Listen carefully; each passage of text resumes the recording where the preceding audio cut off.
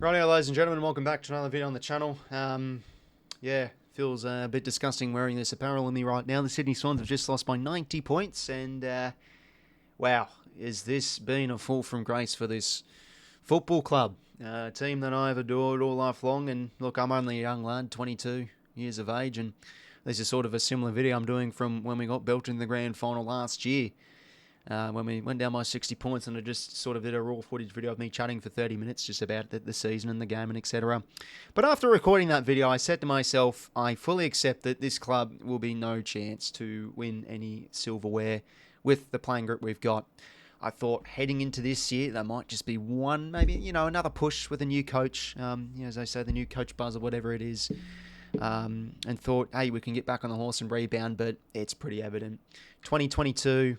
where, halfway through the year we were sort of struggling, but went on that dream run. 2023 we were able to bounce back, get some players back in and show a bit of fight. But yeah, 2024, when we were arguably the best team in the season, to go on and lose by 60 points, you'd ask the question, how else are we going to win the premiership? And it feels like now, watching us this season, every uphill battle, when the going gets tough, we just capitulate. This team is utterly cooked physically and mentally. The synergy, the connection, it is all gone.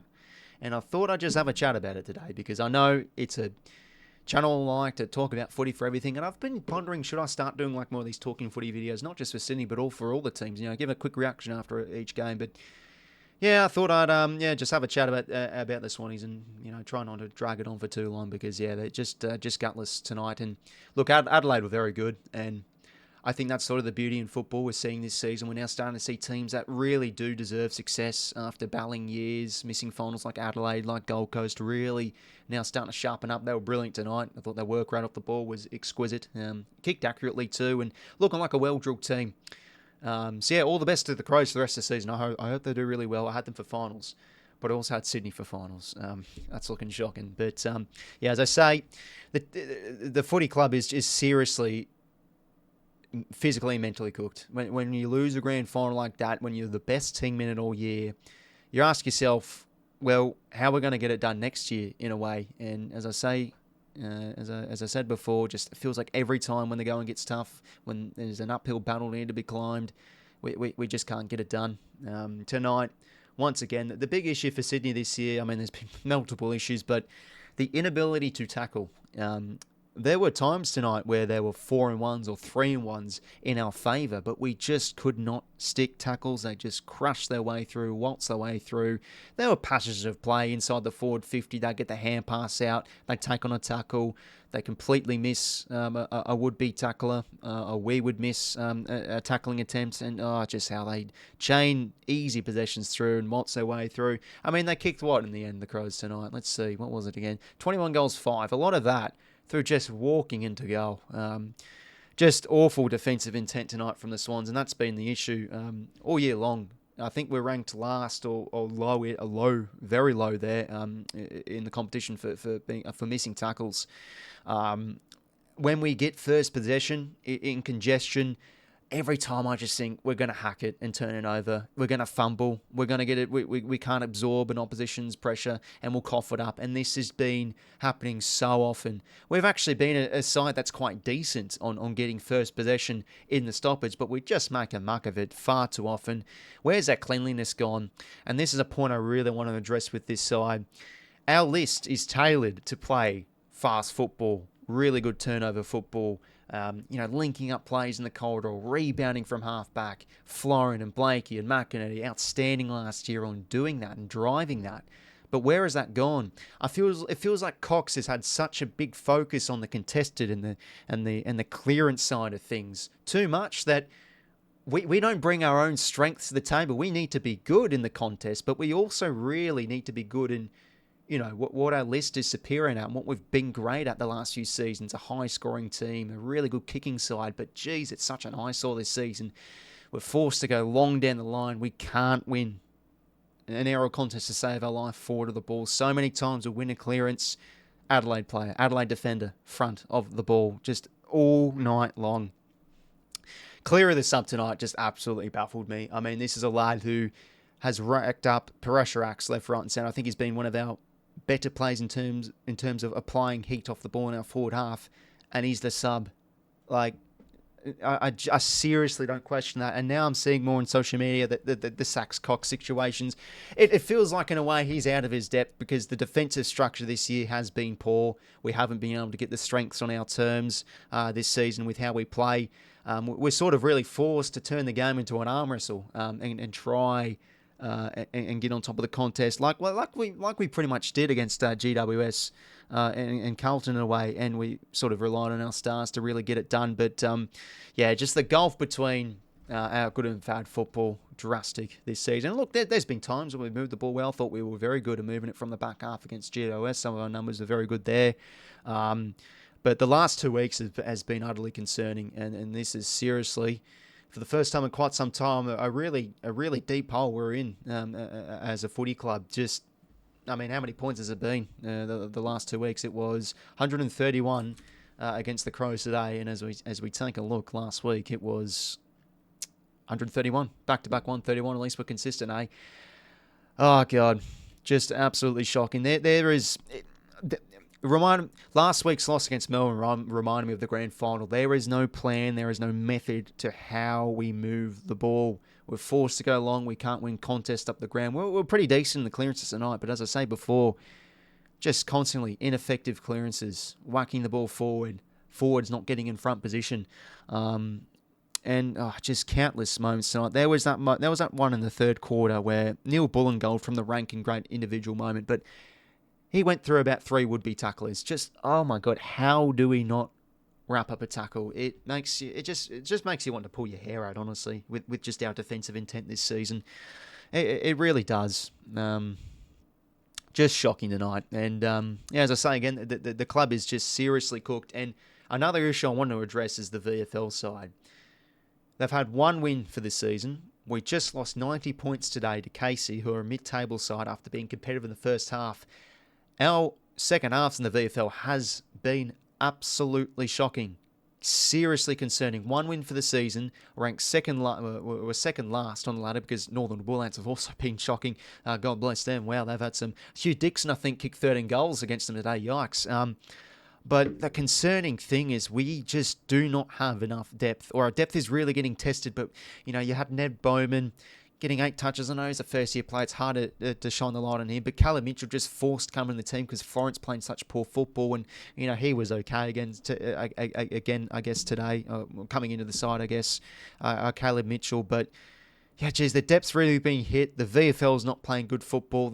It's hard to see upside with this team because a few weeks ago I thought, okay, that win against the Giants, we brought our strengths to the table of ball movement. But the last few weeks, I mean, where is it? Where's our cohesive link-up play? It is non-existent with how we're playing. Looking so ugly on the inside. I mean, what on earth has happened with Rowbottom this year? You know, where's his presence gone? Missing tackles from him in centre bounce. Crows just walked the ball out of centre bounce. That third quarter, we kicked 2 in a row, and then they just walk out of the centre bounce. We kick 2 in a row again, walk out in the centre bounce. Both of those being goals. But yeah, like Rowbottom has been so concerning this year. Like his intent has been disappointing. His missed tackles. He hasn't. I mean, this has always been Rowbottom, but he hasn't really been a highly possession gathering player. Look, Sheldrick, I think, has gone all right the last 3 weeks, but even times I've seen like he can sometimes panic under pressure. He can miss a few tackles. But that's just a big thing. The missed tackles is absolutely unacceptable. And it's really hard to pick positives the last few weeks. I guess Tommy McCartan's been battling well. He's been in really good form. Melican, I guess it was good to see him back in the team. But as Cox said last week, it's not about injuries. It's about how we're playing. That's true. And look, I still think we're massively missing players like Gordon and Papley, etc. You know, Papley, the absence of him is hurting. We need winners in the forward half. Caden Cleary, Corey Warner, a lot of young players who've thrown through there, to be fair. But yeah, the wheels, I think, have now truly fallen off. This is some insipid performance we've seen from the Swans the last 2 weeks. There's just no method to how we play. We can't get the game on our terms. Where's our good, fast-moving football going? Where's our DNA going? And I know we talk about the bludge culture. I mean, has that now been a thing of the past? Since that grand final, because we're just not tough enough. And another big thing about this team this season is the mental toughness and the ill discipline. Sloppy tackles, rampy off the ball, like in open play, trying to fight and have a word with Rankin. The fights, just ugly stuff. The mental collapse needs to be studied with this football club. This is just a season that needs to be rolled over, I think, for Sydney with how they're playing. It's really shocking stuff. I mean, minus 25 inside 50s against the Crows tonight. Ball basically stuck in the back half, forced to go slow, wide, and teams have been able to cut off the corridor, I guess, really well against us too. Our own ability as well to stop momentum, we can't do it. I mean, it was 10 unanswered goals for Adelaide tonight, and then we kick a few back, and then 5 in a row, I think it was, again, for the Crows. So many unanswered goals we've been seeing in this side, but as I say again, a lot of players downing tools. When the going gets tough, we just fall over and capitulate. No synergy, no connection with how we move it out of the back half. Just a team that quite simply looks cooked. I can't reiterate it enough. The grand final defeat has hit the players, and the hunger has really diminished. Because let's remember, there were times last year where we'd be down by 5 goals, like against Geelong, or we'd be stuck in a hole. We'd play poor patches like we've sort of shown a bit this year, but when there was uphill battles, we'd respond. We'd get our stars on top. We'd get the game on our terms. We'd move the ball well. We'd get up with confidence. But that's just nowhere to be seen. The confidence in this group is just shot. Absolutely shot. Going back to Cox, look, I know people will be calling for the head of him, but let's be realistic. He signed a 4-year deal. The succession plan's in place. I think you've got to give this guy time. I know there could be some growing pains. I think this is just it just is what it is with Coxie. Look, we'll get a few plays back, and I guess like Papley and Goulden, etc., and Mills will come back from suspension.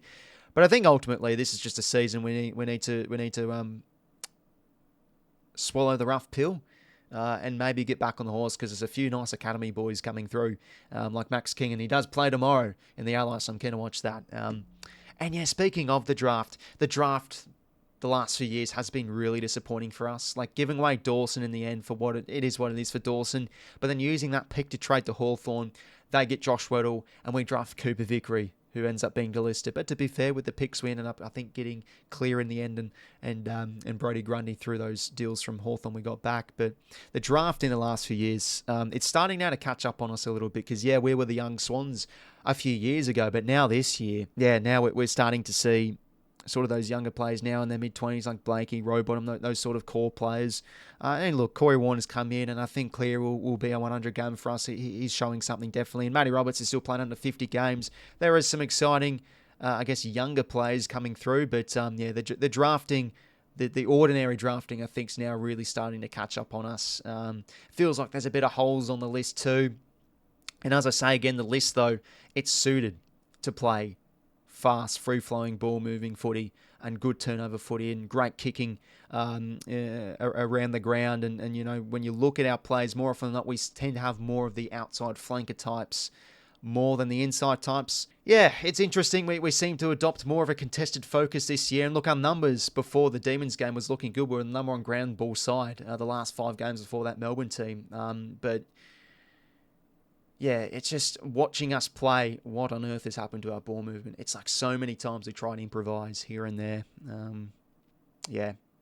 Grand final defeat has hit this squad in some sort of a way. We look physically and mentally cooked. And I'll pretty much just wrap it up there, lads. Just wanted to get that off my chest. My thoughts on my Swannies, because I feel like, this is sort of the right environment to do it on my channel. But let me know your thoughts down below on the Swans, because, this is, this is seriously concerning, and I haven't experienced this in quite some time. I mean, 2018 and 2019, 2020, obviously, were ordinary years, but, we had players like, Nick Smith and Heath Grundy and Kieran Jack on the edge of retirement, McVeigh as well. A few players dawning into the sunset, but technically, when you look at the core players, this is a list meant to be in its prime. But geez, the mental side of things, the ill discipline, the inability to get the game on our terms, can't bring the strengths. Seriously, this is a side trying to play a different game style of footy, more contested focus, but can't get it done because it feels like we just don't have the players suited for that. A Dow loss tonight, and that's just pretty much my thoughts, everybody. on the Swannies. I think it's going to be a tough year from here on, but who knows? We might actually win a few games in a row from recording this video, so it could be a good luck charm. But yeah, this is just how football goes. I think now it's our time to probably fade in the sunset. And look, I think we can definitely rebound next year, and we just need a hard reset. And do we have a change of coaching? We have a lot of players like McVeigh and Ben Matthews have been in the club for a while. Do we look from the outside to bring in some players in the coaching panel? I think that's a very fair discussion point as well. It could be something, but yeah, I just think on the field it's quite obvious the confidence is shot, the synergy and connection, it's nowhere to be seen. So that's it from me, lads. Hopefully you did enjoy the listen, and yeah, let me know your thoughts down below. Thanks for tuning in, lads. Have a good rest of your night.